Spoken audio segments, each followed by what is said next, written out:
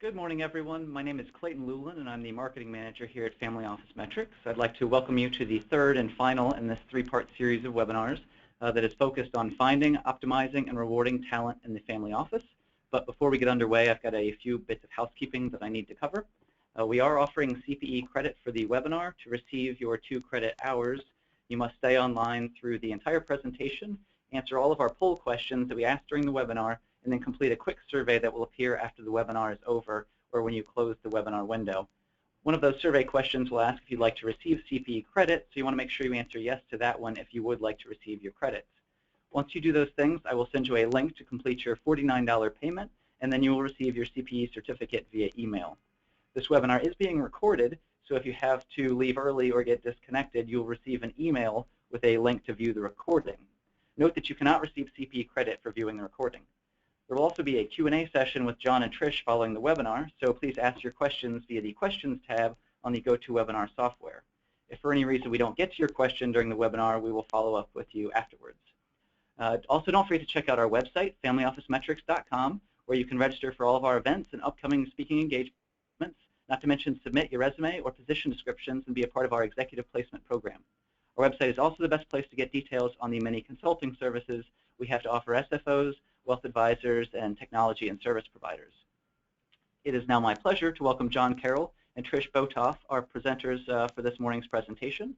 John is the founder and CEO of Family Office Metrics, and Trish is an independent compensation consultant who is the founder of Botoff Consulting, which is a firm that specializes in consulting to family offices and foundations, wealth management firms, and family business enterprises on all compensation matters. Good morning, John and Trish.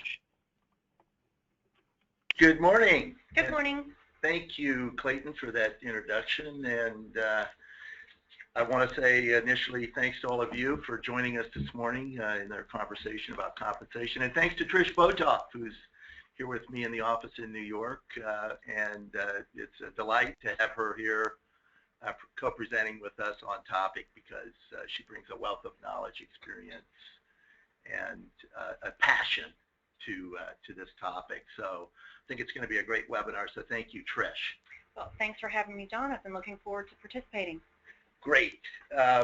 Couple of words of introduction before we get into the topic. You know, this is a third webinar in a series of 3. We did the first one on finding talent, the second on how to optimize the situation, the environment for the talent working in the office.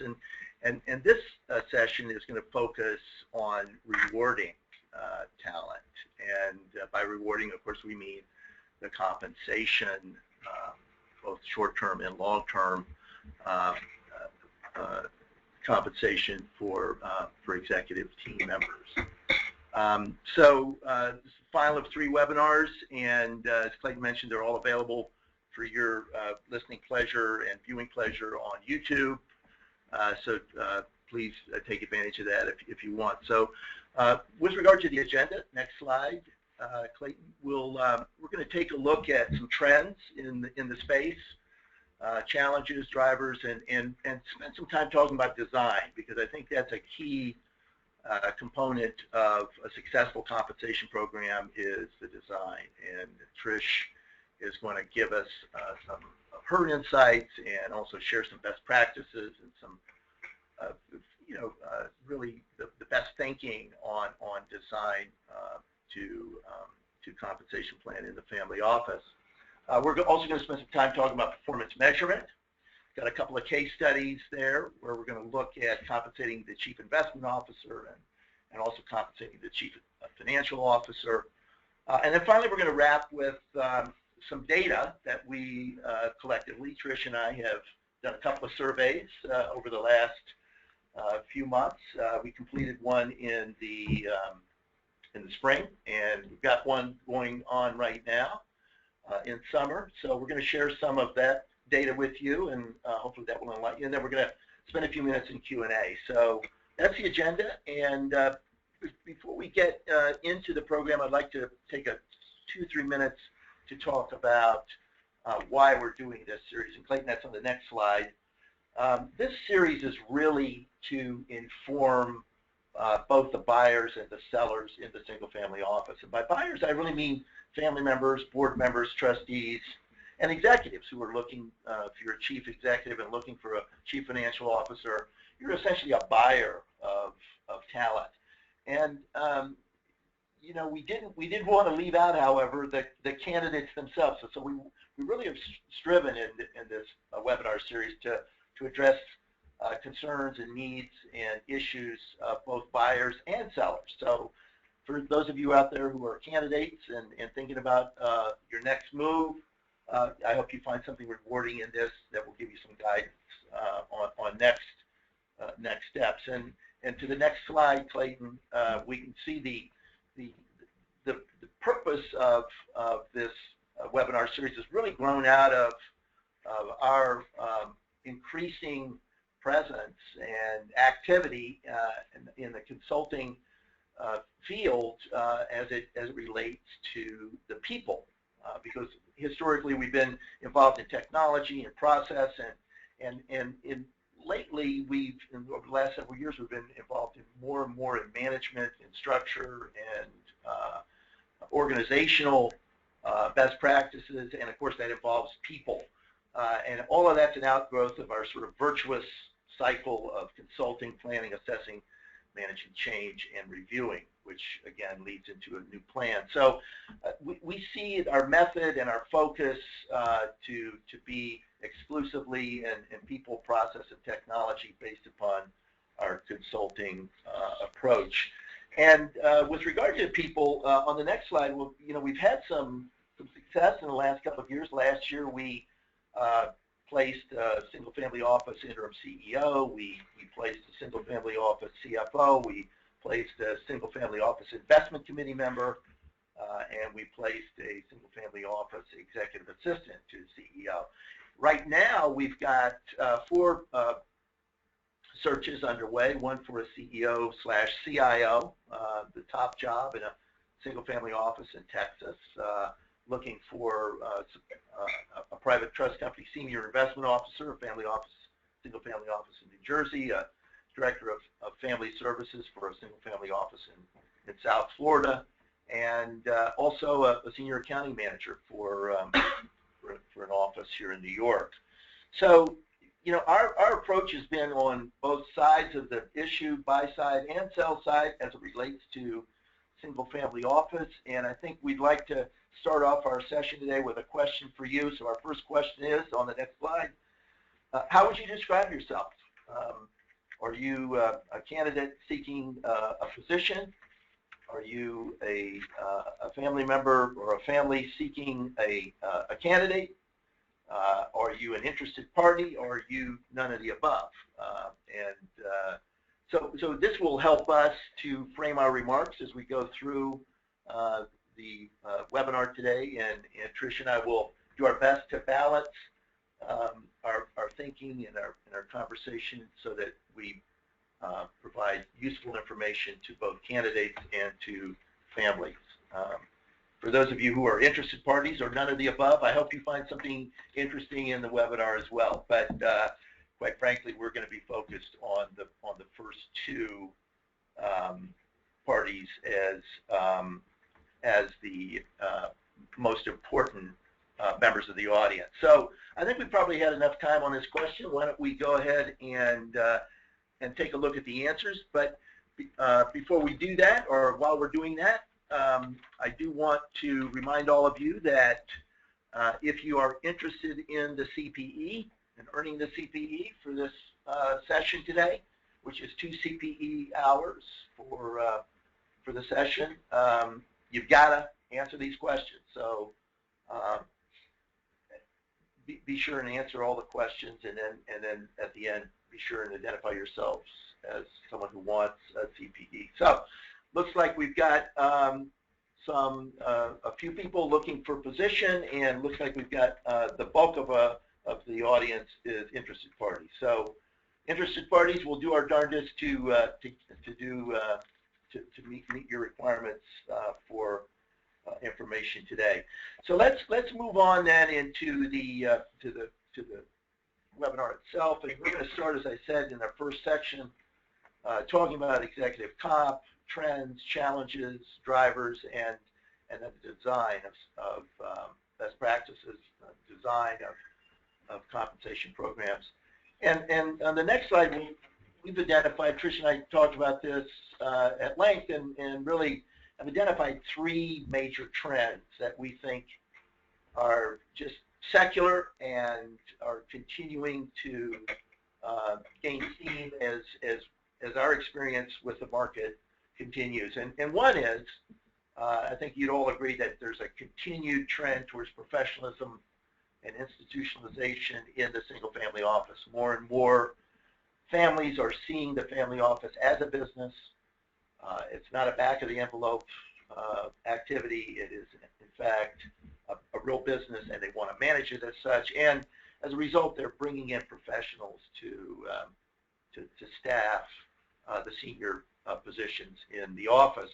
I think the second trend that we've seen is that it's really a buyer's market right now when it comes to talent. That hasn't changed. It's been that way since the Great Recession hit. I think it's fair to say that it continues to be a buyer's market. There are more people looking for positions than there are positions open. And buyers are very, very selective of the people that they consider as finalists, and then in the hiring process. And then finally, we've seen that there's a real trend towards better definition of the compensation prior to hiring, during the negotiation process, and of course upon hiring. And so in discussing these three trends, Trish, I think you've seen with regard to the first, a continued professionalization and institutionalization in the single-family office, and what sort of examples or thoughts do you have on the continued institutionalization especially around compensation, and as it relates to better defined compensation plans in the family office? There's a few areas where we're seeing that. I think, from the surveys that we've done together around use of annual bonuses by family offices, vast majority of family offices are using some form of annual bonus or incentive compensation. Where we're seeing that becoming more sort of institutionalized is a move, by some family offices to having some kind of a structure around how those bonus opportunities, what the opportunity levels are, and what they're going to be based on, process around timing, as opposed to having just a purely discretionary bonus process.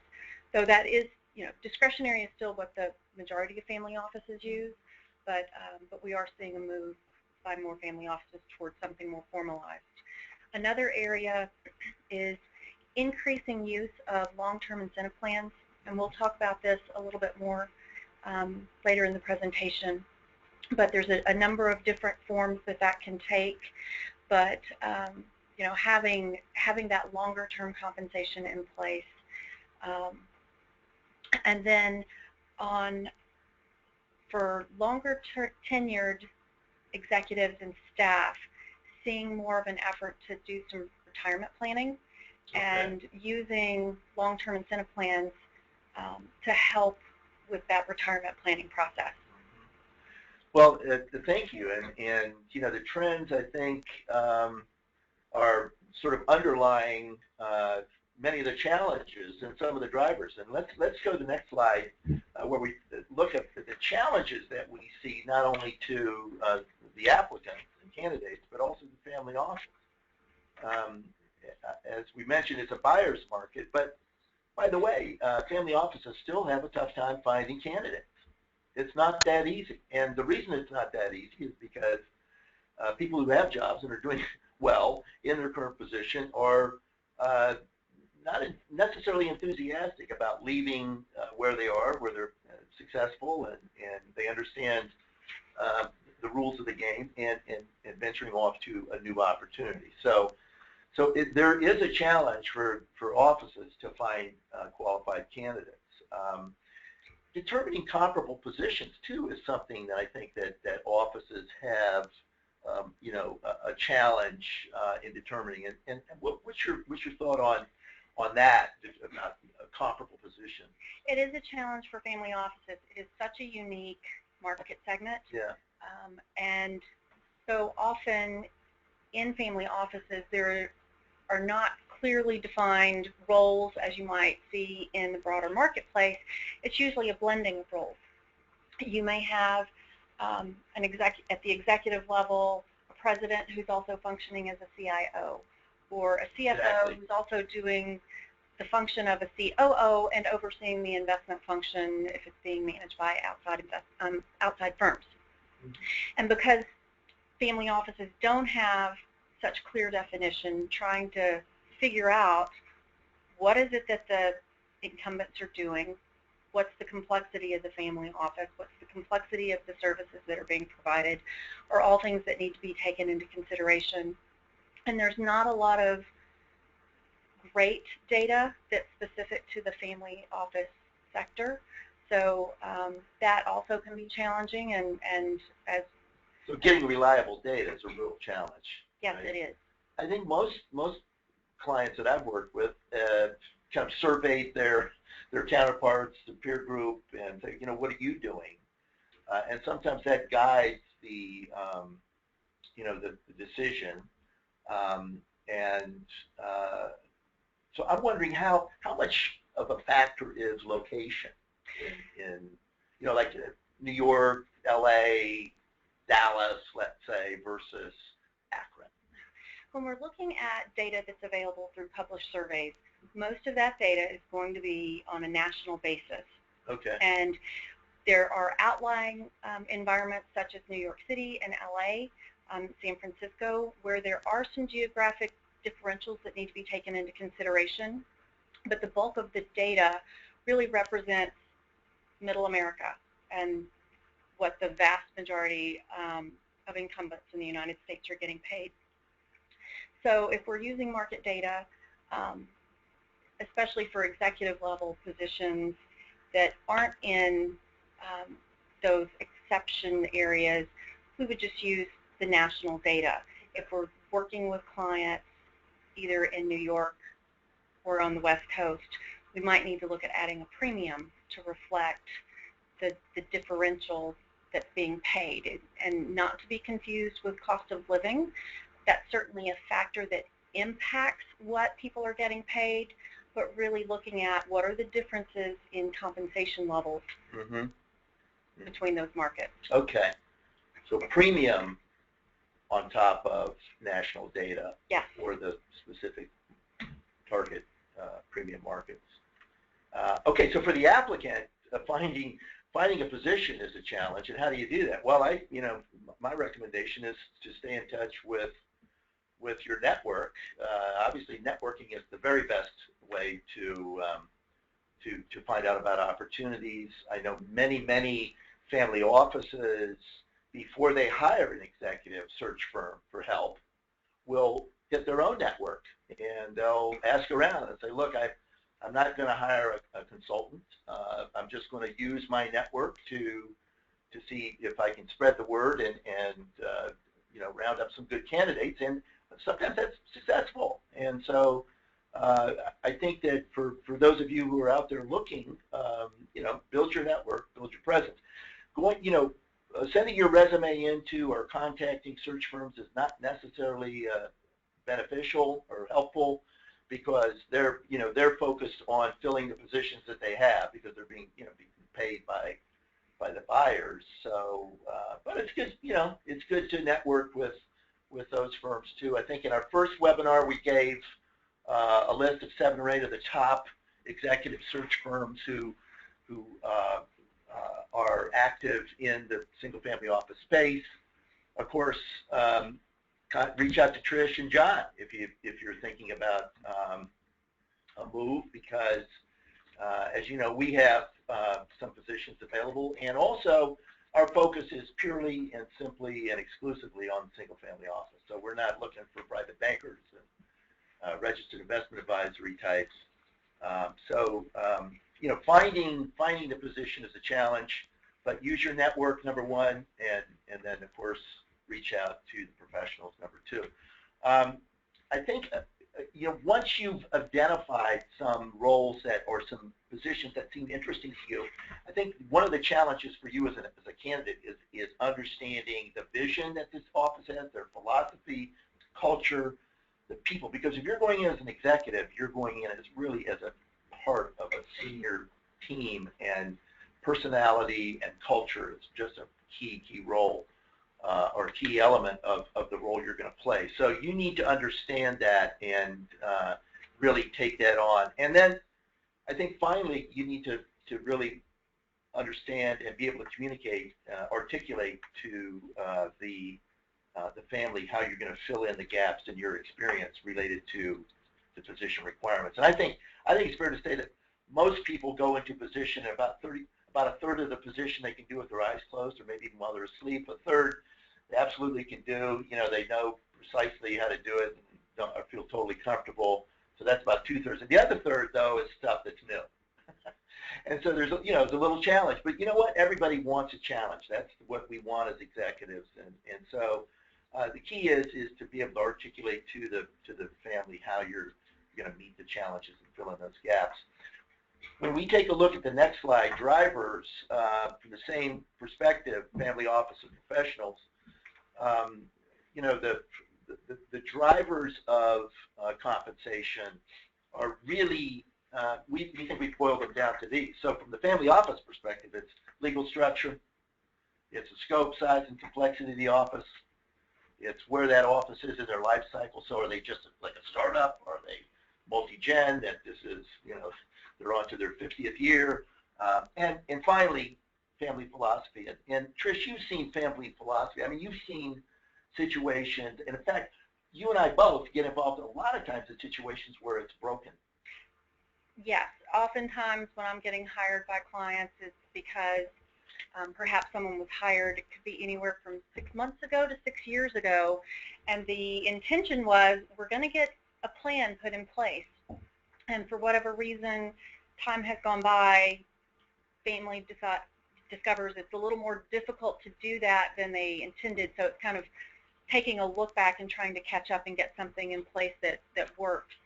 But all of these items under the family office drivers are important, but I really want to talk for a minute about how the family's philosophy comes into play.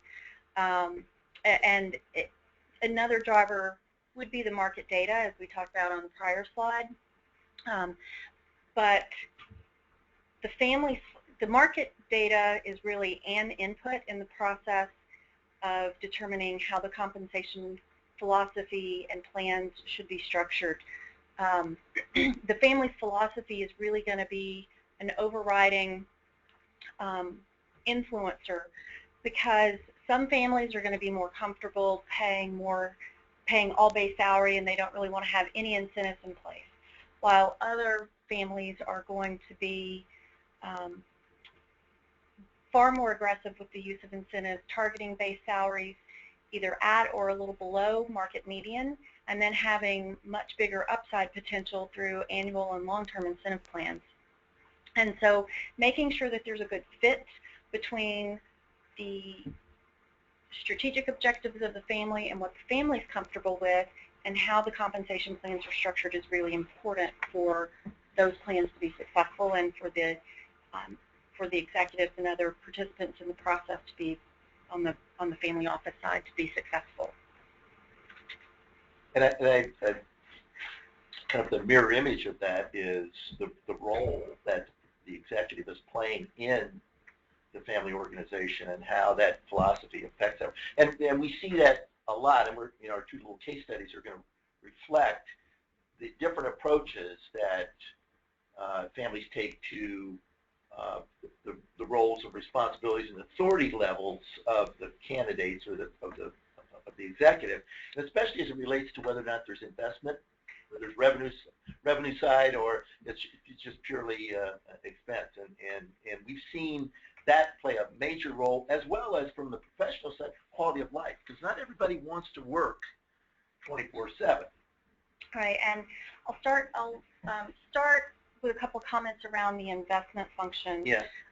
That's how that is structured within a family office is a major driver of what the compensation competitive levels would be for the incumbents that have responsibility over that. If, you know, in a lot of family offices, it might be that the CFO has oversight and directly interacts with the investment management firms, but it's all mostly being handled by external advisors, versus if there's direct investing, decisions being made within the family office and staff dedicated to that, that's typically going to warrant a very different level of CIO experience and knowledge, and also pay. And where there's strong investment function, it would not be uncommon to see the CIO being paid higher than the president of the family office. Okay. And then, you know, one of the things that, as many family offices are looking to add direct investing as part of the services that they provide, hiring investment professionals from firms, it's a real struggle as to how are they going to compensate those folks. One of the things that families want is to be able to reduce the fees that they're having to pay, but then how do you also have compensation structured in such a way that it is attractive enough to be able to recruit strong talent away from institutional firms? And I think quality of life is one of the items that can come into play in helping potential candidates make a decision about, do they want to stay on the firm side or move into the family office space. So you've seen quality of life really play a role. I mean, that is an issue. As part of a total compensation package in a way. Yeah, you know, and we've got a slide coming up. I think it's actually the next slide. Why don't we go to the next slide? When you look at total, everything that makes up the compensation and benefits package that someone would receive, you know, looking at all of the components of the reward system, kind of the base level that everyone's going to have is salary. It's usually fixed, and while we say it's not performance-based, there is some aspect of how performance can influence opportunity to make more in base salary. Then you layer on annual incentives or bonus, long-term incentives, benefits, which would include the health and welfare benefit categories like health insurance, dental insurance, 401k plans, in some cases for executives, some supplemental benefits, and not really focusing on perks, but things like, is there a need to have supplemental life insurance in place, supplemental disability plans in place, because most plans provide a certain benefit level, but up to a maximum benefit. And many executives, especially in the family office world, are going to exceed those income limits.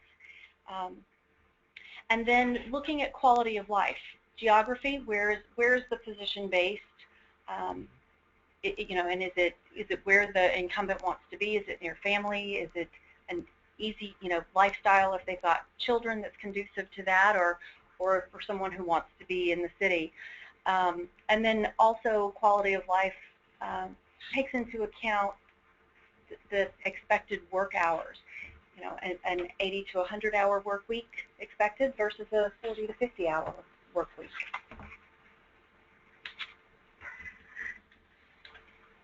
And so these components in aggregate form the reward structure for a position, you know, and this is where family philosophy kind of impacts how competitive is the overall compensation philosophy and each component.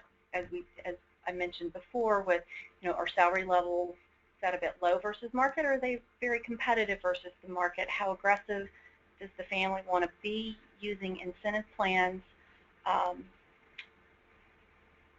What's the approach for providing benefits? And also here could include a growing focus on retirement planning for executives and staff who have been with the family for a long time.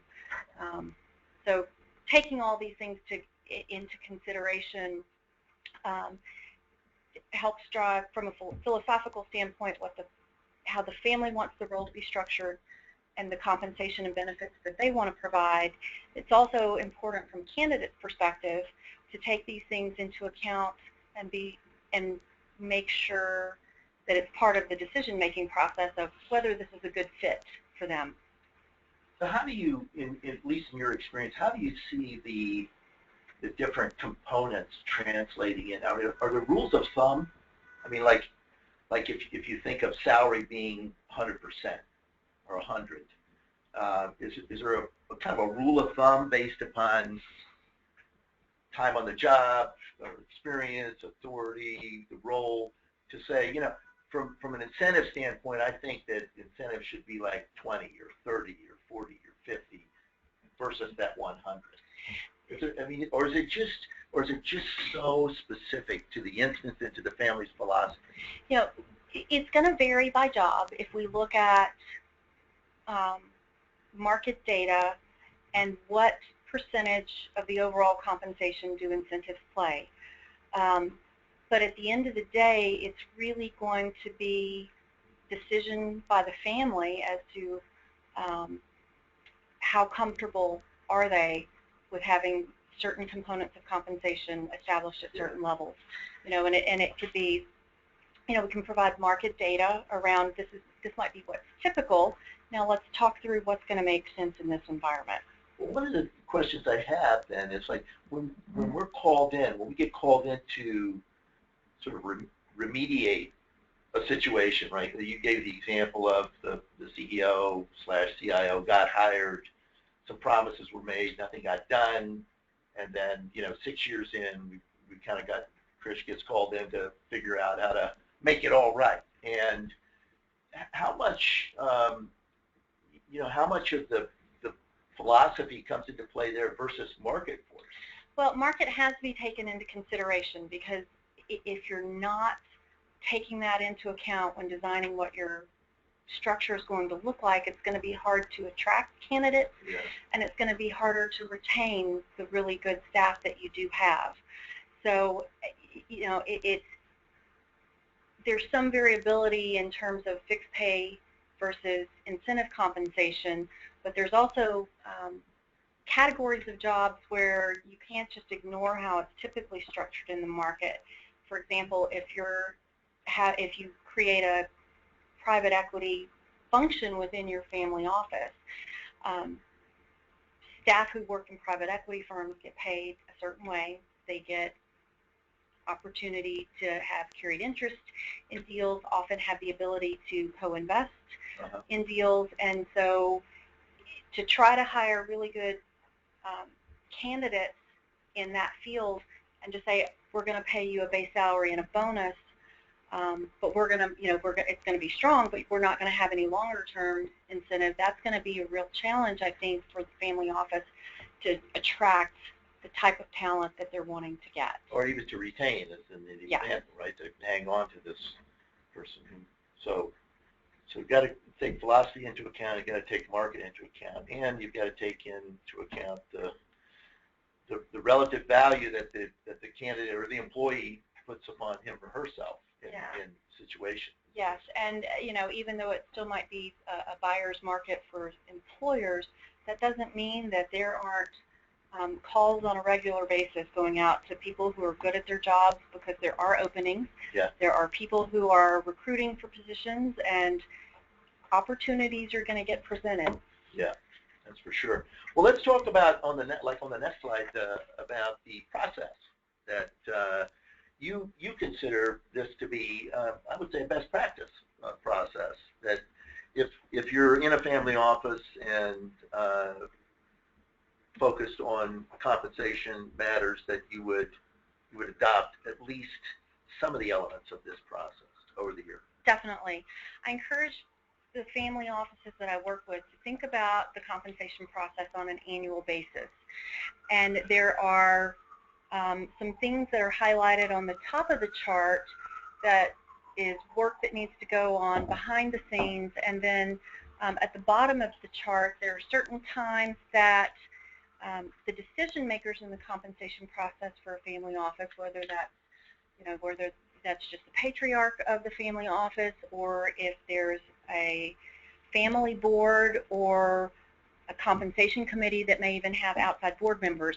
But having a process in place for timing around when you're going to review compensation, when you're going to make decisions about compensation, when you're going to look at paying out bonuses, whether it's discretionary or more structured, having a process in place and some timelines that you adhere to really can take, it helps from a compensation management perspective, but it also really helps staff in the family office to know that certain things are going to be looked at a point in time, and not paying out bonuses one year in January and the next year not until May.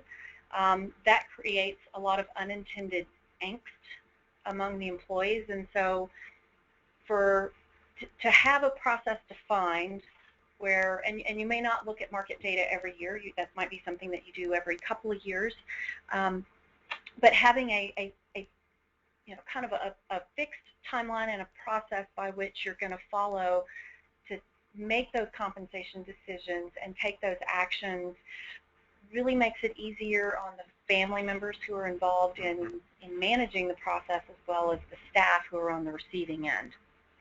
And in a small office, this isn't necessary. You're not necessarily advocating a huge bureaucratic endeavor here, but just saying have some structure. Yeah, absolutely not. Just have a defined period of time frame that you're going to do performance reviews. So this is a perfect example of a process that can lead into some best practices that, like on our next slide, are clear that we consider to be design best practices.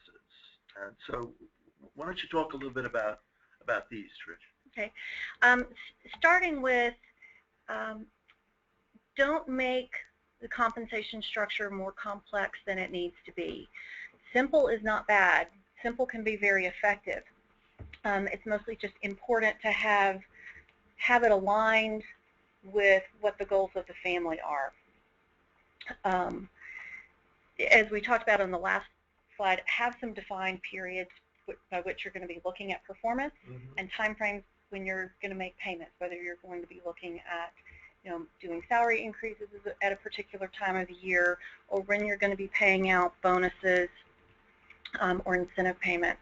And I encourage family offices to, if you're making bonus payments towards the end of the calendar year around Thanksgiving or Christmas, you might want to consider shifting that to after the end of the year, because when bonuses are paid in conjunction with a holiday, there tends to be a perception that, oh, it's my holiday bonus, and so it loses the potential it has to really drive performance and be an incentive or a motivator.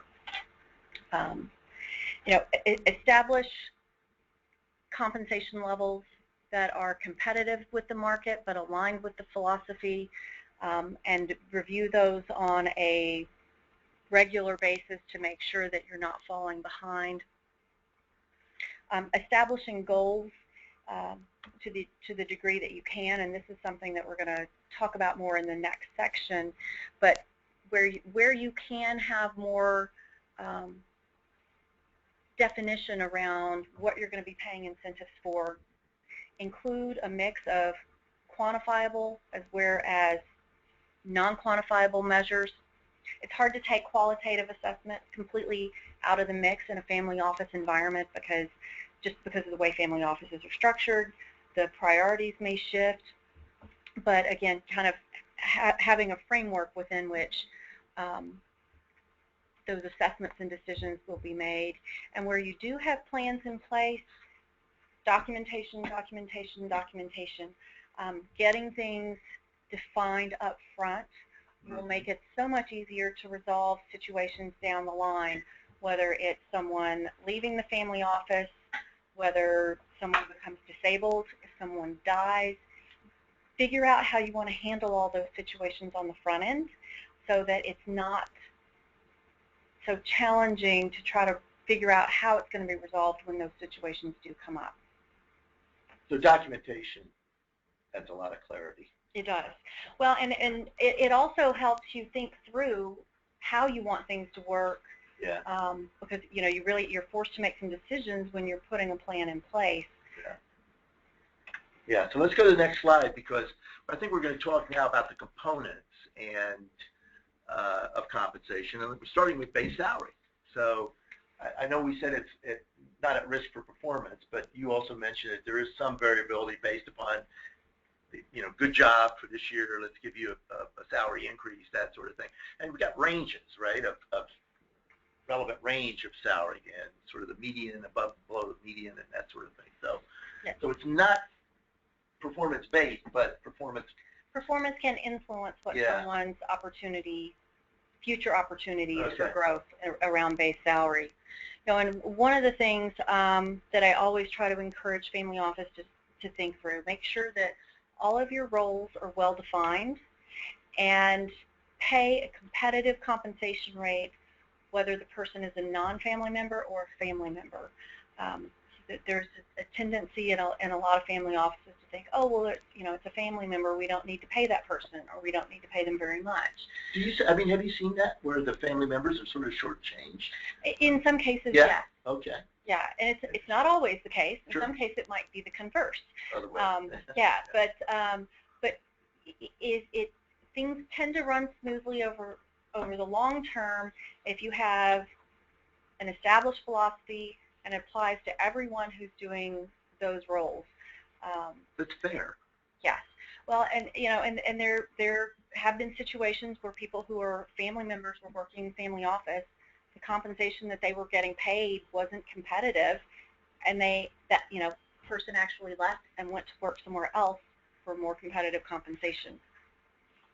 So, so that's obviously so not market is important. Yeah. So if you've got people within the family who are qualified and contributing and really helping, oversee the activities of the family office, you want to keep those folks in your family office versus going to someone else's. Mm-hmm. One other point I want to make about base salary and reviews and adjustments, there's probably a pretty good dispersion between organizations that make base salary adjustments on someone's anniversary date from when they were hired versus a single review date. And I always like to encourage my clients to think about moving everyone to a common review date, because it can simplify and streamline the amount of time that you're having to spend throughout the year looking at and thinking about making compensation adjustments. In a family office of 10 people, if you do it all, say, in February, you look at it once, you take care of the adjustments, and then focus on other things. If, however, you're looking at anniversary dates and you've got 10 people with different hiring dates throughout the year, you could be looking at it 10 out of 12 months, and it becomes a much more cumbersome process when you do it that way. So you swapping sort of the concentration and scalability that comes along with that for the work compression, because you have to do all 10 of them at once. Yes. Yeah, and so it's a much more efficient approach to look at everyone all at one time, because then you can... Do you find that improves morale in the office too? Well, I think it also helps with that, what I talked about earlier about having a defined process in place, so that people know when compensation actions are going to take place, and they don't spend an inordinate amount of time sort of thinking about or wondering, when am I going to get an increase? Am I going to get an increase? Am I going to get a bonus this year? When is it going to get paid? Right, and I can think just from the executive standpoint, if it's all on a date or specific, you know you've got to do it. You've made a commitment, and you've just got to get it done. Yes. Whereas if if they're spread out through the year, there's always something that could come up and that you need to deal with this first, and I can't get to the review. John, I can't get to your review right now. We'll get it next week, and then next week turns into next month and like that. So I can see how that's really good advice. And so that's advice you give to all your clients? Absolutely. All right, great. Well, let's take a look at the next slide, talking about design on short-term incentives, and get your thoughts on this topic. Okay. From the research that John and I have done over the last year,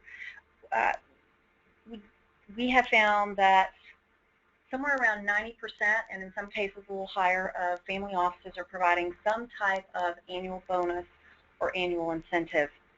And how I define those differently is a bonus is something that is discretionary in nature in terms of how much someone's going to get, when is it going to be paid, and what is it going to be based on, versus an annual incentive is a payment that's related to a plan that's a little more structured, has a framework around timing and metrics, and that are defined early in the plan year. Then an assessment is made at the end of the plan year, and a payment amount is determined.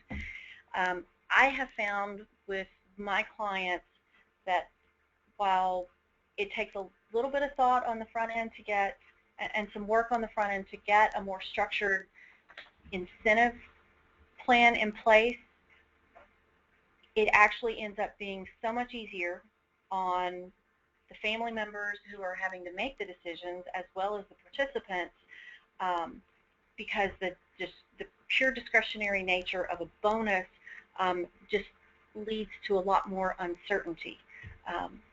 Family members are often uncertain, well, how much should I be paying this person? What is it that I'm paying them for? Because there hasn't been specific goals identified throughout the year. And then on the participant side, having sort of a roadmap of, well, these are the things that I need to be focusing on, these are the things that I need to be achieving to try to get what my bonus opportunity is, and I know if that's 10% or 50% of my base pay. And I also think that you lose some of the ability to truly motivate and drive performance when you're paying just discretionary bonuses versus having a more structured incentive plan. You can really identify these are the things that are valued by the family, and these are the things that are really going to help move the ball, and that we're going to pay you above and beyond what we're paying you in base salary for doing your job. So what sort of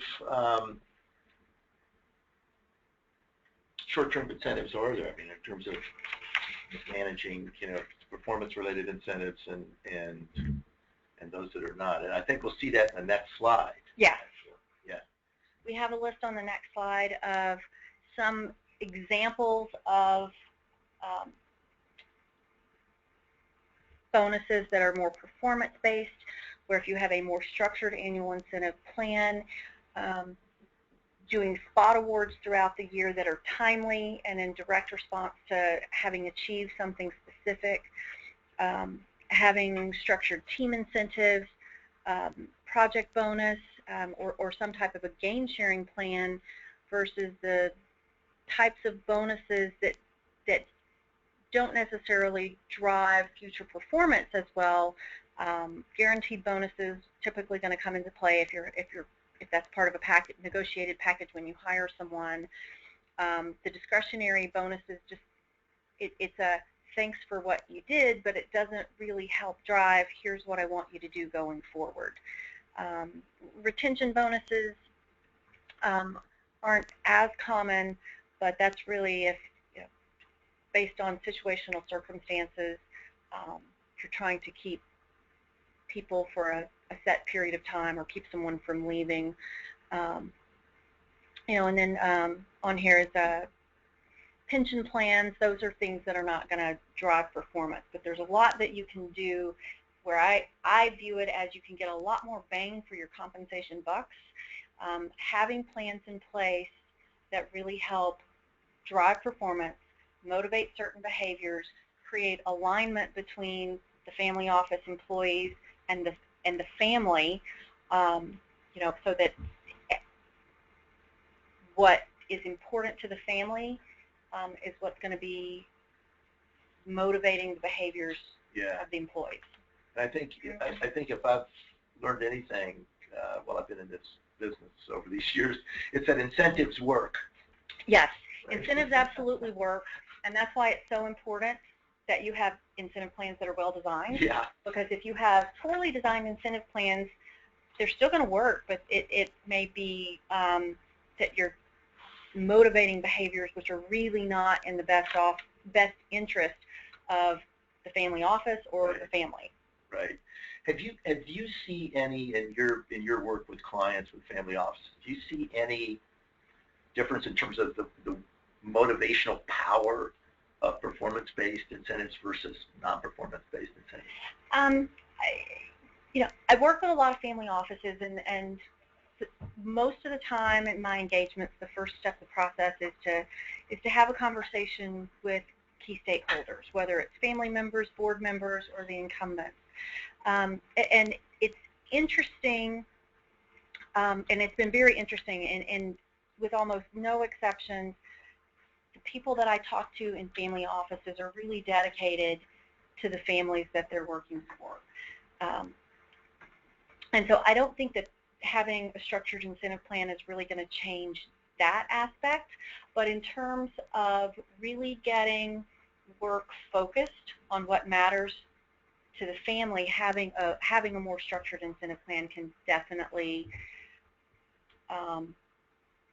help motivate, get something done faster, help everyone understand, even if something's not someone's specific job, if there's an opportunity for them to help a colleague because that colleague needs to be working on something that's important to the family office as a whole or to the family, it helps create it can create more cohesiveness and alignment of what's viewed as important.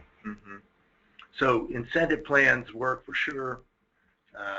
Be careful how you construct them because you're liable to get, or you may get results that you've incented that were not consistent with your goals. You don't want unintended consequences. Is that the sort of, Trish, is that an area where you can really help a family or set of executives sort of fine-tune the incentive program? Yeah, absolutely. A lot of times, I work with families and they may have something in place, and it might not be broken, but it might need to be tweaked a little bit to work a little bit better. And this is where, John, as we've talked about, there's a lot that I can do in terms of how the plan is designed, but there's also a lot of crossover with what Family Office Metrics does in terms of helping identify what are the metrics that are really going to help the family office be successful. Right. So we can, working together as a team with the family or the family office executives, we can figure out what are the drivers inside the office that we really want to encourage. What are the activities? What are the results that we want to get? Yes. And how to measure those results, and then we kick into gear and construct the compensation program to support those metrics, or using those metrics to support the goals. Absolutely. Yeah. Okay, cool. Well, look, thanks for going through the short-term incentives with us. Let's take our next question. While we don't have all the short-term metrics mentioned here, we did pick the three that seem to be the most prevalent based upon our research. So wondering which of these incentives does your family office use? Annual incentive, a guaranteed bonus, and discretionary bonus. Remember, annual incentive is where there is a more definition around the goal, and achieving the goal, you get a certain compensation result or increase, something like that. Or bonus. A guaranteed bonus is, I think, used oftentimes where we want to reduce salary and shift some significant portion of the compensation to a bonus related to, obviously again achieving certain success measures, but that allows us to manage our salary expense down and reward accomplishments. And then discretionary bonus is just based upon, without really any regard to structure, it's just based upon how the bonus giver feels about things. And so it's the least certain of the three, and it may be the most prevalent of the three. But let's take a look at Clayton and see how our audience answered the question. So I was right. It is the most popular or most prevalent of the three. You can see the first two, which are more formal and more structured, or less prevalent. I'm going to guess it's not because we don't like structure in the family office, or we don't have goals in the family office. I'm going to guess that discretionary bonuses are prevalent just because it's the easiest, least friction, least amount of friction or work or effort for family or executives to execute. What do you think, Trish? I think in some cases that's the perception. I think the reality is it's actually harder to make decisions around discretionary bonuses from the families that I've worked with. Good point. It seems easy, but it's actually harder. Yeah. But I think one of the things, too, that really is a challenge for a lot of family offices is figuring out what are we going to base it on? What are our goals? Yeah. And so I think that where there hasn't been kind of a good look at that, it's harder to think through, well, I'm not really sure what we're going to base it on, so we're just going to leave it discretionary. Right, and at some level, I mean, I think because it is discretionary and it's not based upon a form, people can feel like it's a popularity contest. Like somebody, they like John better. That's why John got more, So the fact that there are no parameters in a discretionary bonus program leaves the bonus givers open to some level of criticism, right? Some uncertainty. Right, and I think another reason why families may be hesitant to put something more structured in place is the priorities of the family, and therefore of the family office, they may shift throughout the year. So, there may be some concern, well, what if we establish these goals, in February, and by August we've taken a totally different approach on what we want to do. You can make some adjustments to the plan to reflect that, but it's really just, it's a process that everyone's got to get comfortable with. That's why you can start out with something fairly simple and add complexity over time. So we've talked about salary, we've talked about short-term. Let's talk about long-term incentives and some of the design principles related to long-term incentives in the compensation plan. Okay. Long-term incentives can take a variety of forms and kind of meet a variety of different needs, but there's some underlying fundamentals about long-term incentives that I really like. Yeah. It helps tie the interests of the staff and the focus of the staff to what the family's interests are, and looking at performance over a longer period of time. Also, long-term incentives are a really good way to help retain key staff. I like to design plans where at no point is everything in that long-term plan paid out at one time, unless it's perhaps when someone's retiring. So it's a good way to kind of create that golden handcuff and for the family to retain their key executives, driving performance, aligning interest, helping with retention. But as we talked about before with incentive plans, they can be very effective, so you need to make sure that you understand what is the performance that you're incenting and do modeling to test how the plan design is going to work at its targeted level, but also if performance metrics are exceeded or if performance falls below what expected levels are, so that there aren't any surprises to the family and to participants, so that there aren't unintended consequences. There aren't unintended windfalls to the staff, or there also aren't plan requirements that are overly restricted that don't yield a payment when perhaps one is really warranted. Then on the next slide, we have an overview of some of the most used long-term incentive vehicles. And I'll spend a couple of minutes talking about these and what some of the best uses are. Supplemental deferred compensation can be called a variety of things, but it's a fairly simple approach, but it can be very effective, and it can be structured in a variety of ways.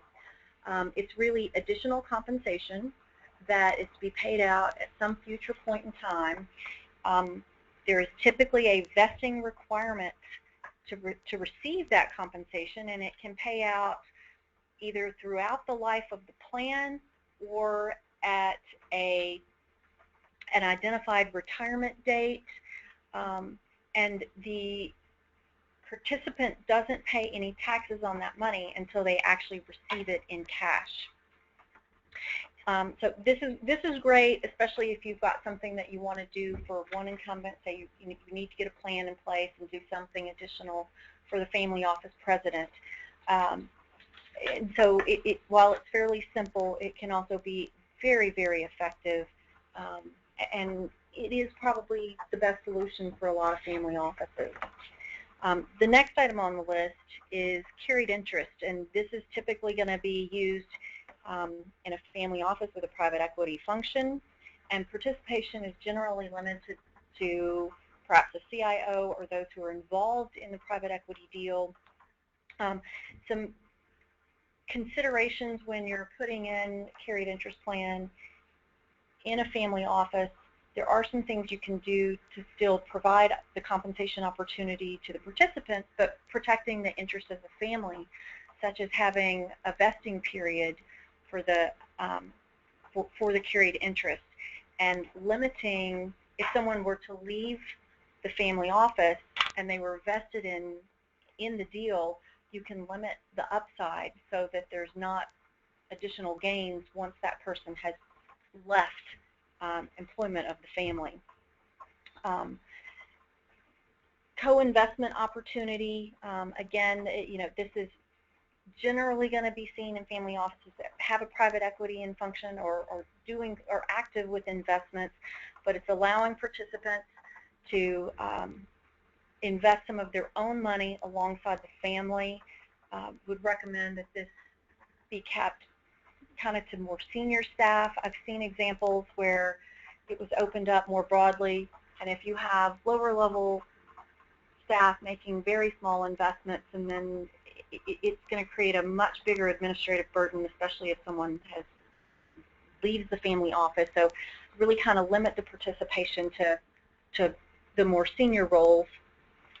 And then it also, another thing that can be done is for the families to provide leverage for the participants to be able to have a larger stake in the investment. Generally, that's through recourse loans. It can be non-recourse loans. Use of phantom stock is generally best suited for families where there's still a very active operating company and some tie from the employees in the family office with the operating company.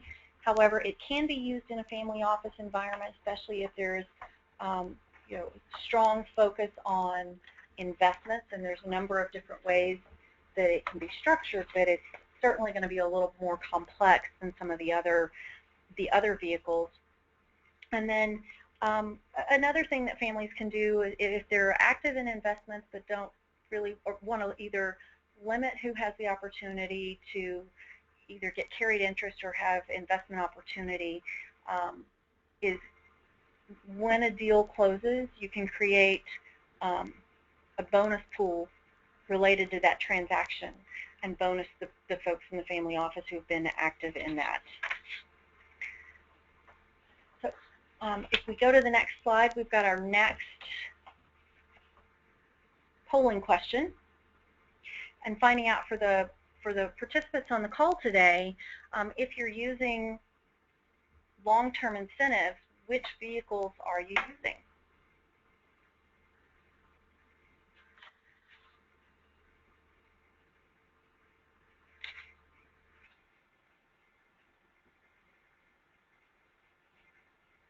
Okay, hopefully that's enough time for everyone to have answered, and let's take a look at the take a look at the results.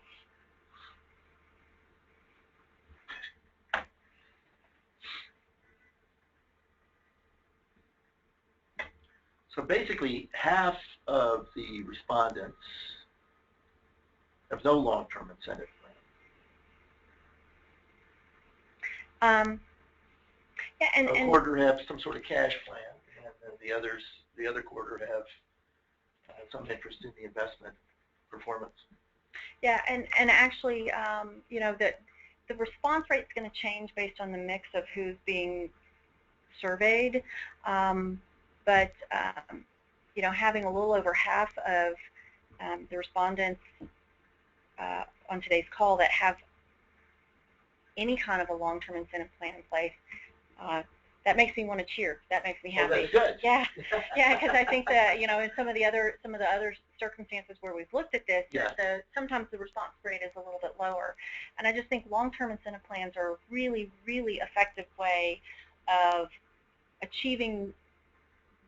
aligning the compensation opportunity with the goals of the family, which is really retain key employees over a longer term, and that is a little more common of a goal in family situations than it might be in corporate America, and really encouraging and aligning focus over a longer term period with the family's interests. So. All right. Well, thanks. Thanks for taking time to give us the best practices approach to the design of compensation programs. And now let's talk about performance measurement and how we actually capture some metrics, some measures around performance. And that's what we're going to talk about in this next section of the webinar. And on the next slide, you see this pretty typical org chart. You know, corporate org chart. You've got a CEO at the top, and you've got an investment officer, financial officer, client administration officer reporting into this chief executive. When you have a situation like this, it's pretty easy, really, to define roles, define responsibilities, and reach authority. And I think that, you know, in a corporate environment, you know, corporate America has made great strides in defining position descriptions and linking roles and responsibilities to pay grades. I mean, there's a whole. I remember when I worked in corporate America, there was something called the Hay points, and very familiar with that. I used to work for Hay. Yeah, so Hay points were the way, you know, you measured where you were in the food chain by the number of Hay points. You were a 720 or a 1260 or a way of assessing job content.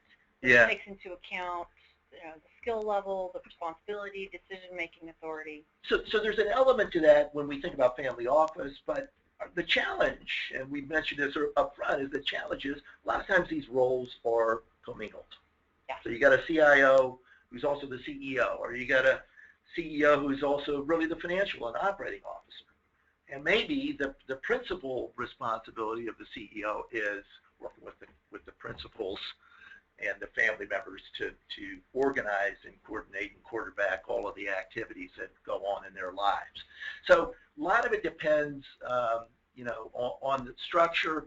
In single-family office, we don't have such a well-defined all the time organizational structure. And what we have, and we see this on the next slide, is we have a way to think about this. So Trish and I talked about this, and we think really there are sort of three buckets. I know we've talked about drivers of compensation before, but there are really sort of three buckets, three major components of activity in the family office that executives do. And one is they focus on revenue generation of some sort. So if you're an investment person, you're thinking about growing the portfolio or doing the deals that pay off, or acquiring new real estate or operating companies, or having a hand in the capital asset allocation, resource allocation between the operating companies and the investment firm. In any case, you're focused on revenue generation, and that's a big bucket. Another big bucket, of course, is expense control, expense management, P&L management, risk mitigation, risk management, just sort of controlling the downside, compliance, mitigating risk, and complying with rules, regulations, and documentation, trust indentures, right? So expense control, risk control was another key bucket. And then the third bucket of sort of activity that we could measure against is what we just loosely and generally call service. And that really incorporates all of the activities that span client relationship management and planning, especially. If you think about planning in all of its varieties, financial planning, cash planning, tax planning, trust and estates, wealth transfer planning.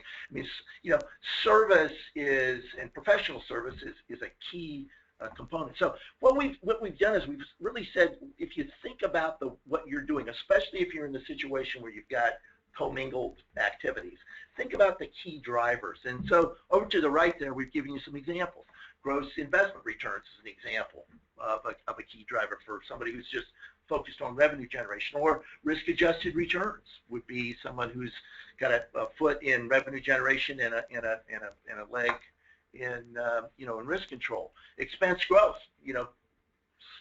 just clearly in the expense and risk control bucket.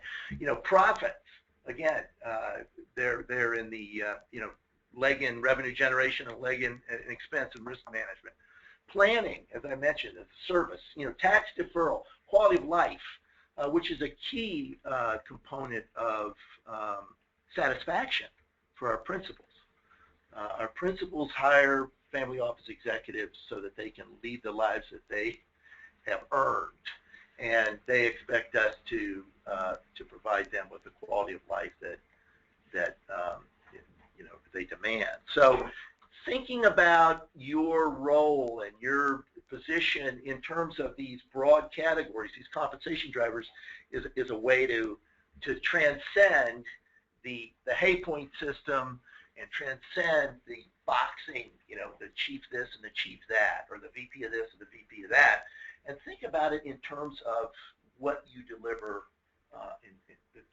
to your family office clients.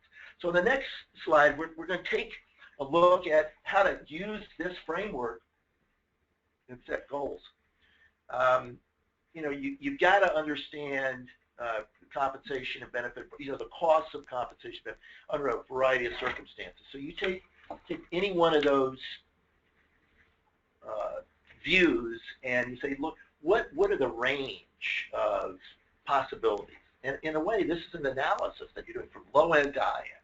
You need to understand the impact of the goals on the compensation structure. So if people achieve the goals, or they exceed the goals, or they fall short of the goals, what does that do to the compensation? So we're talking about a modeling exercise here.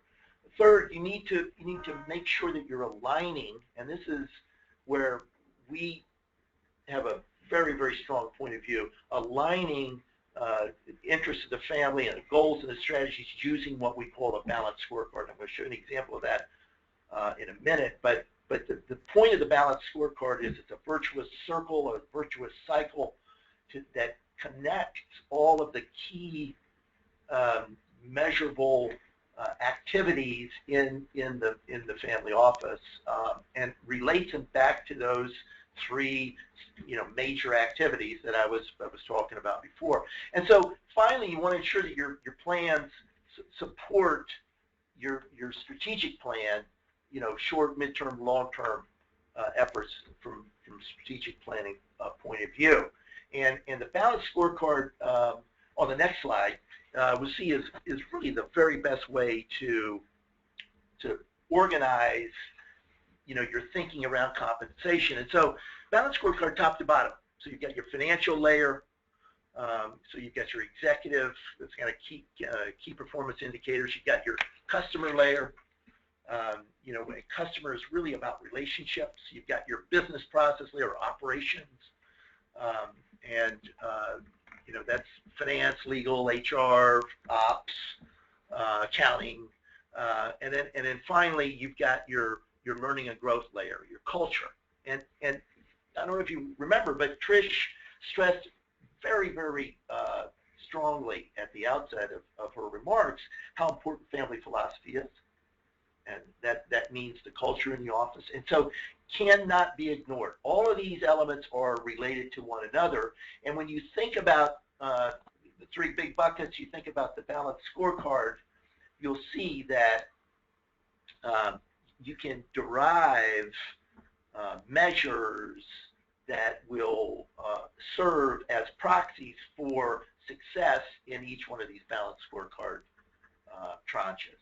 So, for instance, of just taking here on the right-hand side an example from service, client administration. So, and these actually are specific success measures employed by a single-family office client of mine. So, for instance, biannual client satisfaction survey. This family office goes out. It doesn't take hours and hours to do, but they go out every 6 months and they do a formal inquiry of how they're doing. How are we doing? Working with, and we say, well, some people, I hear this all the time. Well, I know how I'm doing because I go in the office every day and they tell me, and it's not the same thing. When you go out and gather this information in a way that allows the respondents to be anonymous and to really give you good feedback, you get totally, you're much more aligned. Your interests are much more aligned with their needs, and so if you do it every 6 months, you're always current. You're never falling behind. You're never going to be surprised. One of the things that they do actually is, based upon the client satisfaction survey, they have action plans.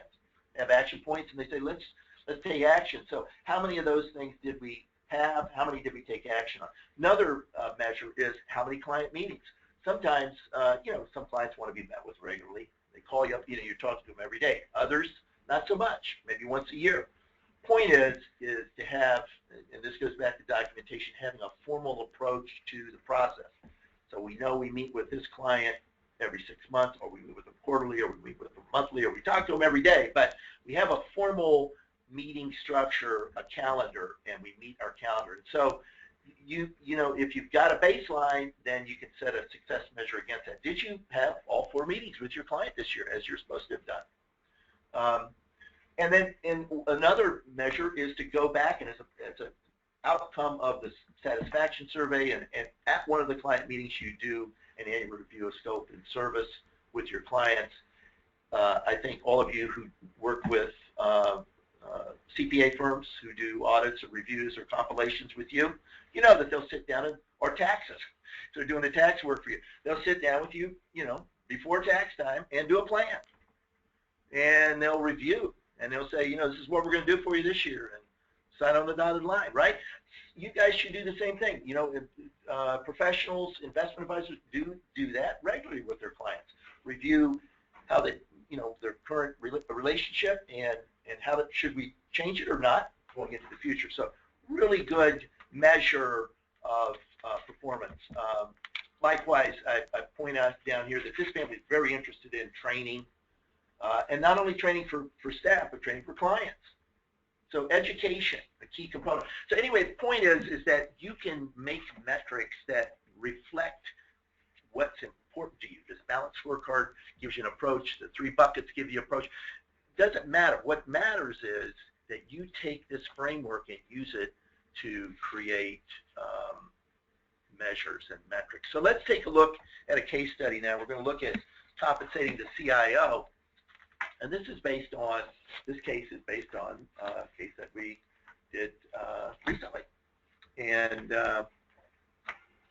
here we've got sort of the background. We've got a chief investment officer, single family office, multi-billion sort of portfolio divided up between interests in operating companies, private equity, and public securities. And really what the issue was, it was a transition. It was a succession plan.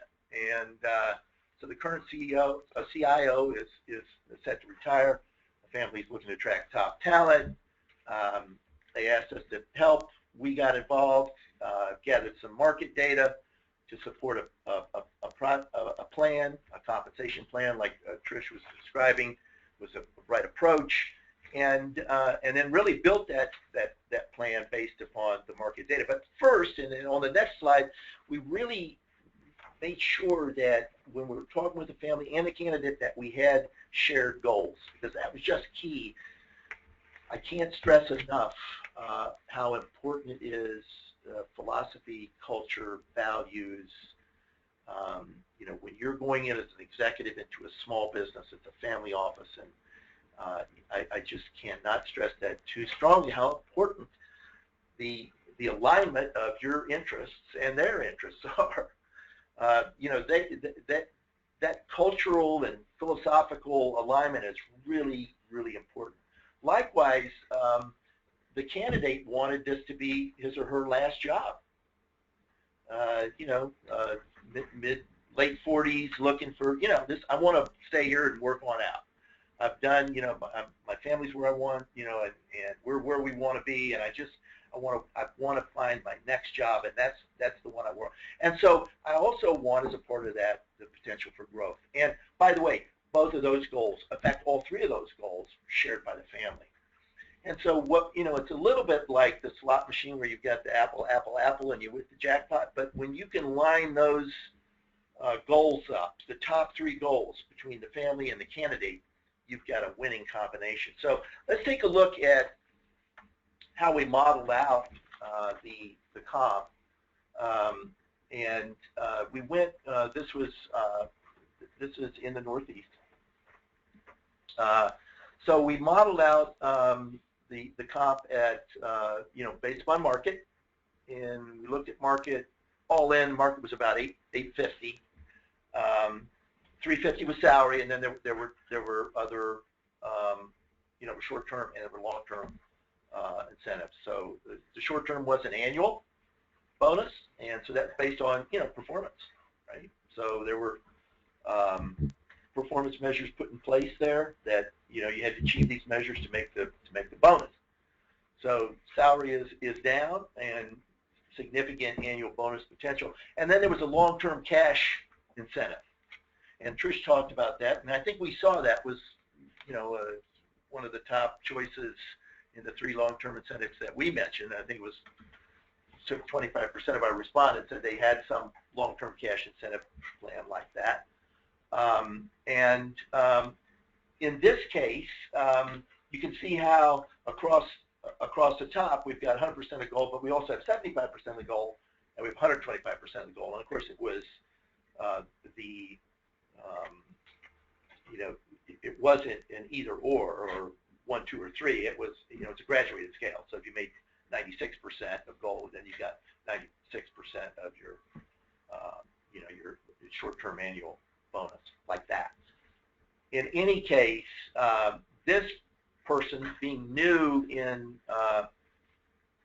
position and without experience, really wanted carried interest, because was interested in, remember, growth was one of our shared goals, significant representation of private equity in the portfolio, and this person really wanted to share in the upside. Well, family was willing to accept that. Family is not willing to provide any equity in position, but was willing to finance carried interest in a partnership. So the focus really was on the future, and that's why I was left TBD. Now, Trish, have you seen when that is to be determined like that? Have you seen that to be a problem, or and in this case, maybe we should have done more definition, but that's as far as we got, and that's what we got, and everybody seemed happy with that. So does that square with your view, or? I think you can avoid having the to be determined become a problem if you spend some time up front thinking about how you want to structure carried interest for the family office staff, and think through, for any deal, what portion of the pool is the family comfortable carving out for the key participants in the family office in that process. Who are the people who are going to participate? Is there a CIO? Is there just someone who's really driving the private equity function? Yeah. Are there research staff within private equity that might have a piece? So kind of coming up with an overall structure and say, as an example, for any deal, we'll create a pool of carried interest, 10% to be divvied up among the key players in the family office. And then take a look at what the roles in the family office are that will participate and come up with some guidelines. Okay, yeah, I mean, I think TBD can be good if it's on the docket to be determined, really to be determined. It can be not so good if it's just being tabled and will rear its head later as a problem. So on the next slide, what we did with this CIO is we actually did create, or they agreed on certain measures that they were going to use to evaluate both short-term and long-term performance, absolute return in the case of some of the operating companies and the hedge funds and marketable securities, and DVPI in case of the private equity. So Sharpe ratio to measure risk, Jensen to measure, I think, riskless using the risk-free rate, and then drawdown, maximum drawdown. So they had measures in place that over the short term in terms of investment returns and long term in terms of risk management really were able to clearly define how this CIO's annual and longer-term incentives were going to be paid out. Financial, in this case, we see a lot of financial metrics. Financial metrics, I think, are, like the type we're showing here, and I think this would take us to our next question, which is, do you use financial metrics to determine incentives in your office? And financial metrics are, as I just said before, like investment returns, risk management, expense control, risk management, or some of the top ones.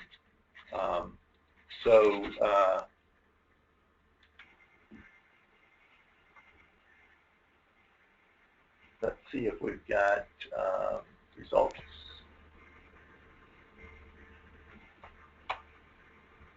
And split about 50-50, Trish. So that's interesting. So while we don't know the relationship between these answers and the answers where people actually had an incentive, I guess we could say that those people who are providing incentives, roughly half of them are using financial metrics, in other words, and roughly half are not. So interesting. So I think this takes us to the next question there. For those of you, the 44% of you who have responded, who are using financial metrics, could you tell us which ones you're using? Return on assets, I mean, and think of that as, ROI, return on investment, return on assets, internal rate of return, time weighted return. What I'm looking there for is some hard and fast measure about returns, increase. Income statement management, by that I mean managing costs, managing the P&L. Risk management, I'm thinking about, as I said earlier, some of the risk measures around the investment portfolio, but also maybe risk measures around the management of liabilities in the balance sheet. Trish, you wanted to? Yeah, I was going to say, that's an interesting statistic that about half are using financial metrics and half are not. And I would look at that as, it is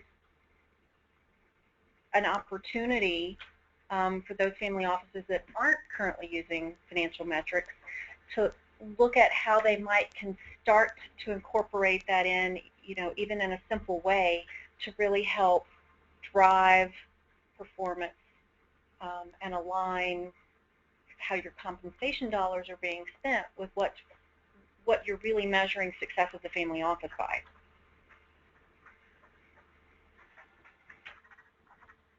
Okay.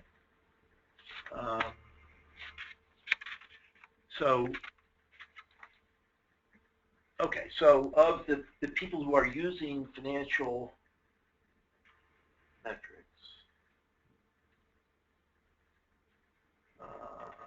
half of them are using some sort of return. I guess I'm not really understanding. Maybe this wasn't a good question because I'm not really understanding how we don't get to the 50% is in other instead of not applicable. Well, I think we had about half who aren't using financial metrics, so that's carried through to this question is not applicable to them, but they still need to answer. I see. Thank you, Trish. They still need to answer the question to get credit for the CPE. Thank you. Yeah. Okay, it's all clear to me now. So really what we're seeing is that the vast majority, something like 90%, 95% of people who are using financial metrics are using some sort of return. So that's a return statistic. Yeah. It doesn't take into account risk, apparently. Well, and I think that's, it probably the statistic that makes the most sense and is the easiest to start incorporating into incentive decisions. Right. Well, let's take a look at our next case study on the CFO, compensating the CFO. This is also based on a recent experience that we've had working with single-family office. So, multi-billion-dollar single-family office, private equity, and hedge funds, the bulk of the portfolio, with public securities making up the rest.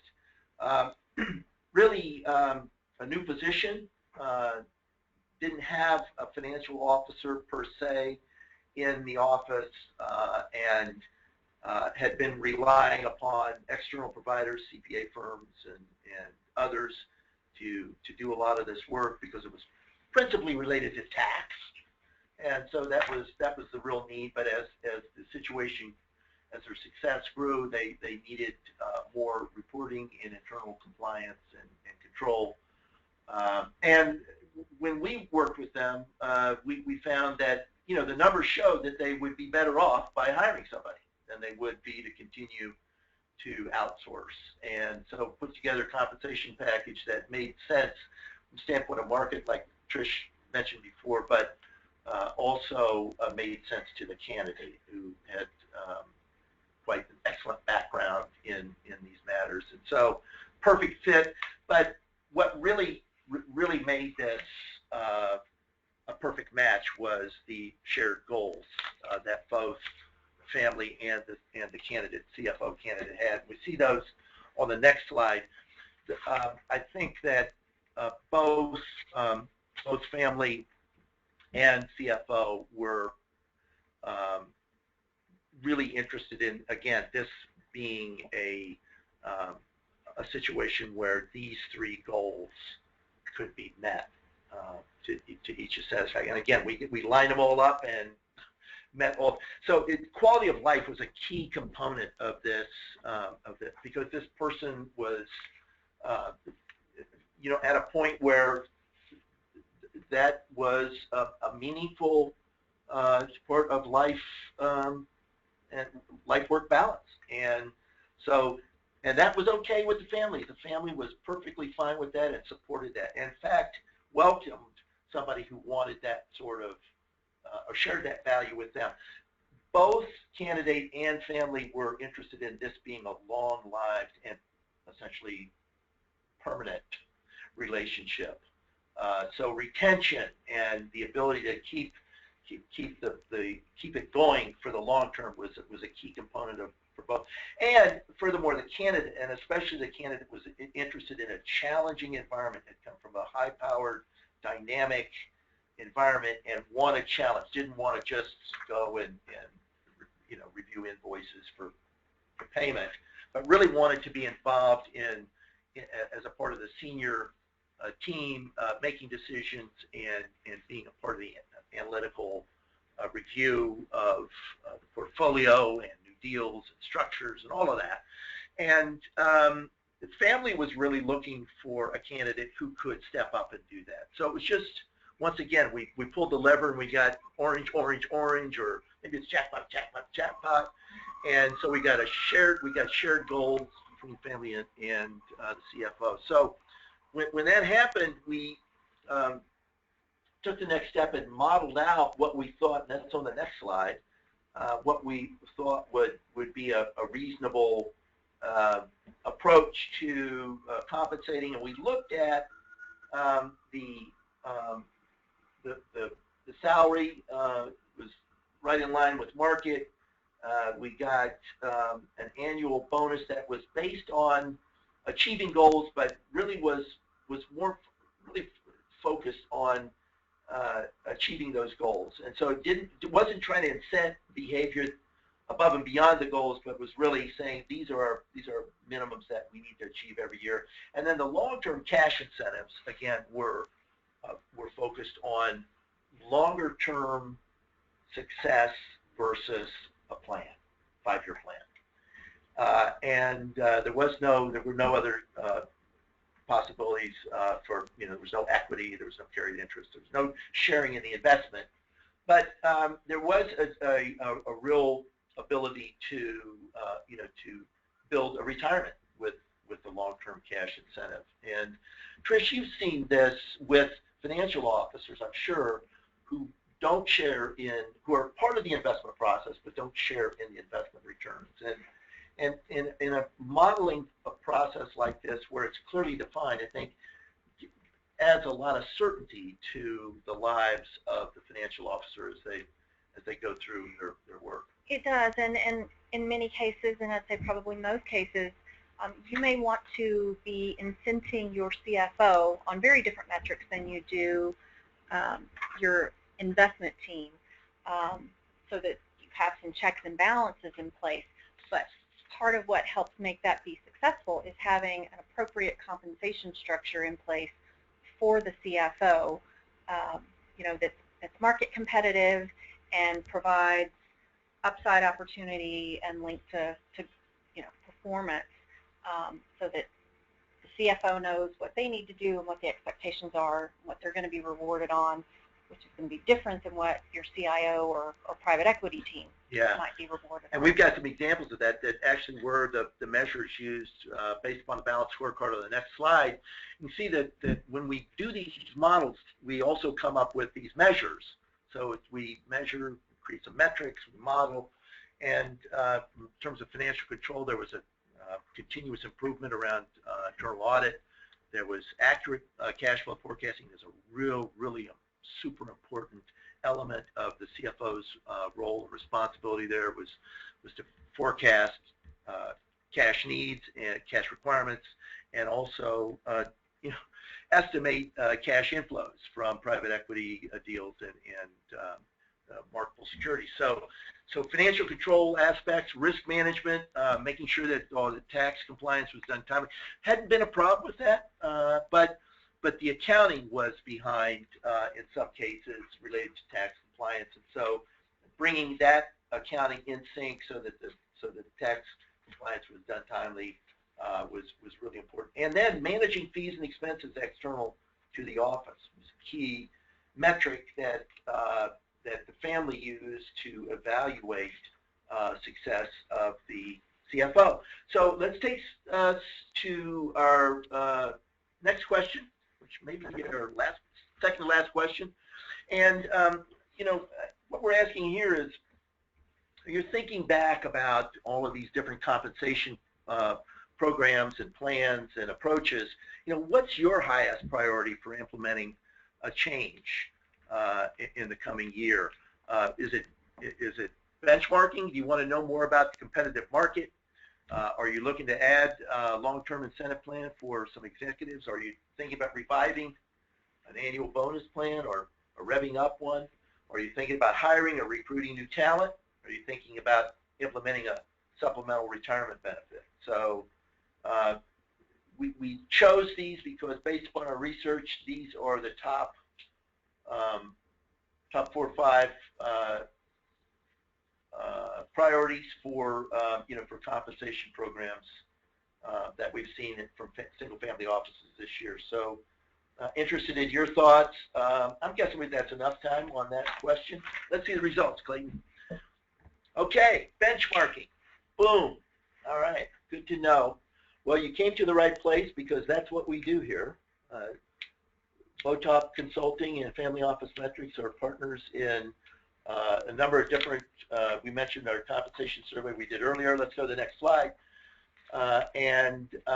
We are going to share some results of that, and also a survey that we've got ongoing right now. And we want to mention to you a survey that is also maybe of interest. And so we've got a lot to share with you about single-family office compensation data here, based upon some surveys that we've done this year. So first slide, next slide.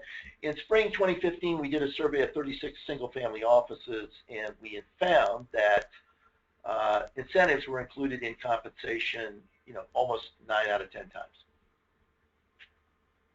So that's good. That's very good. And we also found that formal versus discretionary,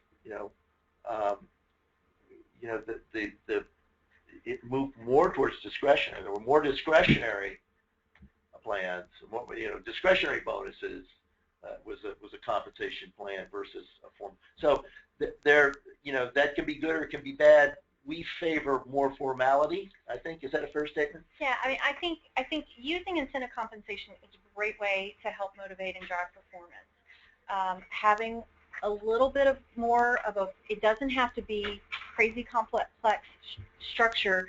It could just be a simple framework. Even, this is kind of your opportunity level. This is the performance period. These are the key things, the key areas of importance to the family that we're going to be assessing you on. It can be really simple. Yeah. So we also asked in the spring, we asked, and on the next slide we'll see, are any increases planned for this year? Yes, 97, virtually everybody said there will be increases. And we also, again, asked if they were budgeted or discretionary, and it looks like 2/3 of respondents, 2/3 of the 36 said yes, they are budgeted. So that's good. It's in the budget. Families agreed to pay it, so we know what that is. On the next slide, we see that the range of percent increase planned for this year spanned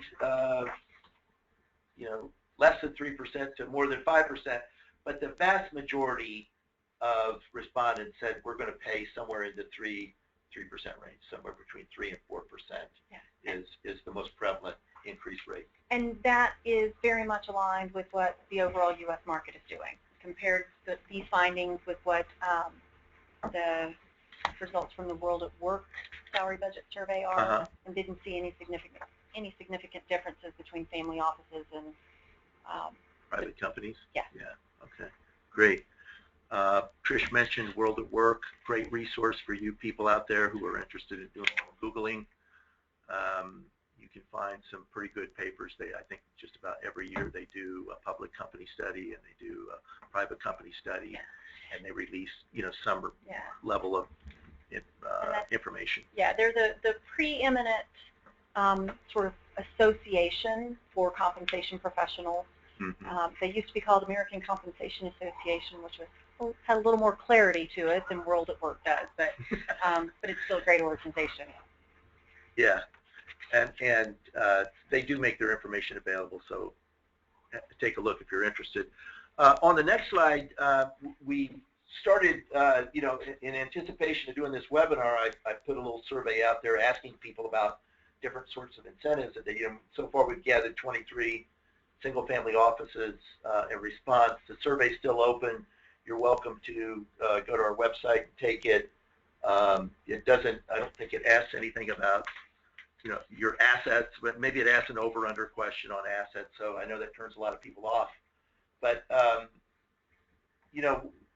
what we've seen here so far with 23 respondents is that, offices do provide short-term incentives, maybe 2 to 1, but they're split about 50-50 on long-term incentives.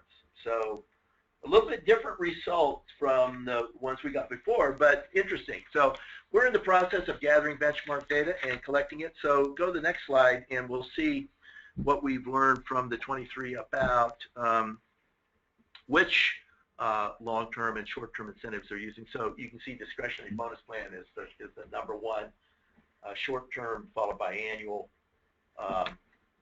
incentive.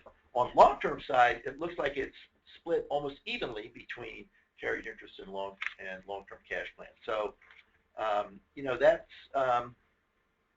that's consistent with what we've seen and what we before. pulled earlier. So I think, I don't know if you can take it to the bank, everybody, but it's an indication of what other people are doing. How about that? On the next slide, we'll show you, the use of financial metrics among these 23. And as you can see, most people do not use any kind of metrics. Yeah, and this is a little bit lower than what our polling results were on this same question. We saw more of a 50-50 split on earlier today in this session here. So so we've got some people who are a little more focused on measurement in the session today than we've had in the 23 responses we've got from the world at large. But again, if you are doing it, if you're the 50% that are doing it, you're standing apart from your colleagues. On the next slide, we can see which financial metrics are the most prevalent in terms of short-term and long-term incentives. And interesting. Risk management is really important in the short term, not so important in the long term. I would have thought it would have been the other way around, frankly. Yeah, I think if we were designing a plan, we'd want to try to make sure that that was incorporated. I would sure think so. And what's funny is, and I guess maybe it's not funny, but return on assets long term versus short term. Okay, so the emphasis is on longer term view, more strategic view of the portfolio. Probably makes sense. Income statement management, yeah, it's a short term. Okay, managing expenses, got it. So look, we're going to, last slide before our final question is just composed of some ideas that we want to leave you with about position metrics. And whether you're a trustee, an executive, an investment professional, financial executive, service executive, we've seen these metrics used to measure performance for short-term and long-term incentives. And so we offer these to you as examples of what we've seen in our practice, what we've recommended. And we'd like to discuss these and others with you as you are thinking more fully about, measuring performance in your office. Trish and I are available to talk with you about these matters. And in fact, it takes us to our final question of the day and our final slide of the webinar. And that is, does your family office use non-financial metrics to determine incentive compensation? So please check hold and apply. I'm going to guess that of these, that client satisfaction and milestones achieved are the top two most prevalent. That's what I'm going to guess if I were guessing right now. But we're interested because these are, in fact, I think those two may be the most prevalent. But we'll know more fully where this survey stacks up against the survey at large when we finish that survey at large. And please, if you haven't taken it, log on and take it. And we're going to share the results of every question with every respondent, so you'll get all the information about the survey when it's complete. So let's take a look at the answers, Clayton. And individual performance trumps them all. So I was wrong, and you were all right.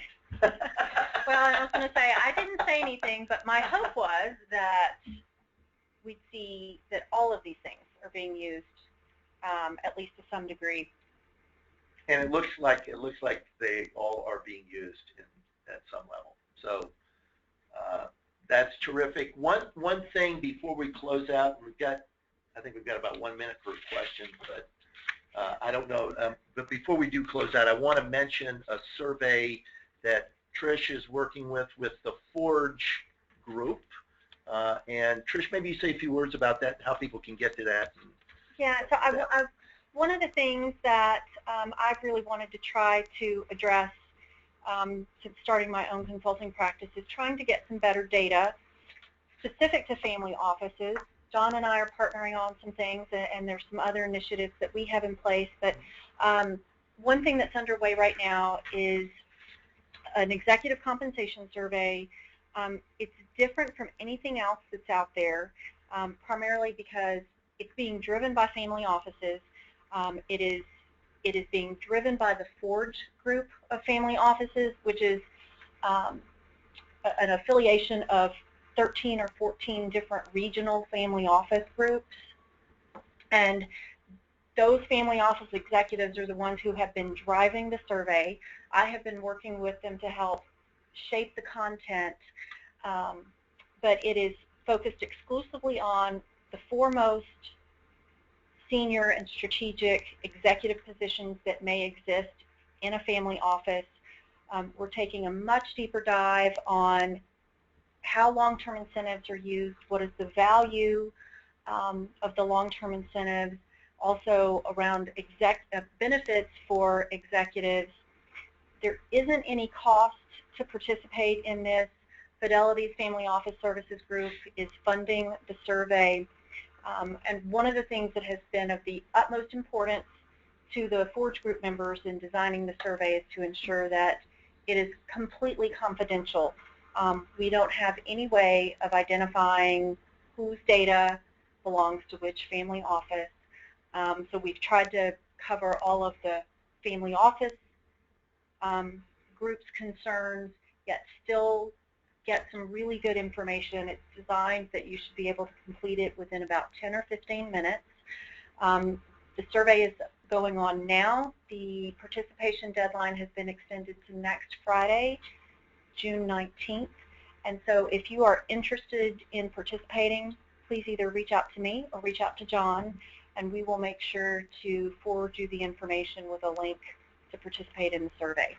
And by the way, Trish, what we'll do is because we send everybody an email who attended today, okay, or who signed up today and didn't attend, and we'll put that link in there. Great. So that you'll get something from us in the next day or so about it. But if you're anxious and want to get started before you receive that email, don't hesitate to give us a buzz. Yeah, and we're anticipating that we should have really great results. The last count that I heard last week is we were somewhere between 130 and 150 family offices Awesome. had already responded, and we're hoping to get that number closer to 200 by the time we complete, and be able to really provide some data that's more that you may be able to interpret that's more relevant to your specific situation, whether it's based on asset size or complexity and services that the family office is providing. Do you have blended roles for your executive positions, where we talked about earlier? You might have one person in your family office that's doing all four of these roles. So. Right. Well, Trish, we're right at the noon hour. We've overstayed our welcome, I'm sure, with everybody online, but I want to take 1 minute and say thank you very much for working with me on this webinar. It's been a delight. I appreciate all the knowledge that you've shared with us today, and I'm excited to work with you in other ways, and I know that I speak for everybody who's listening that it was very, very rewarding. So. Well, thanks for having me. This is one of my favorite things to talk about, and you know, I'm happy to talk with anybody who has any questions. Well, great. So, Clayton, do we have a question, or are we out of time? We've got time for one question here. It's one that's directed, to Trish, and so okay. let me ask real quick. It says we currently have a long-term cash plan in place for the 3 family office executives. We don't share in the investment results. What additional long-term incentives would you recommend? I'm going to say it depends. It's kind of hard to say specifically, but if there's not an opportunity to participate in the investment results, there might be an opportunity to take a look at the plan that you already have in place and maybe enhance that to take into account some of the other metrics. Have it and have it tied a little bit more to performance, where maybe there's some upside potential that's not currently there. And part of it would depend on, what are the functions, what's the family comfortable with, but if participating in investments is off the table, there are some other ways that we could at least tie the existing plan better to some of the performance metrics that might be resulting from the investments, and have some upside or kicker based on how those investments do. Okay. Well, good. Thanks. Good answer. Trish, once again, thanks so much for joining us today. We really appreciate it. Well, let's do it again. What do you say? Absolutely. All right. Clayton, thank you. And thanks to all of our listeners. We really appreciate you taking time to be with us today. And don't forget, if you want to earn the CPE credit, answer the questions here at the end, and make sure you check the box and all of that. So for Trish Botoff, this is John Carroll saying thanks again, and we'll see you next time.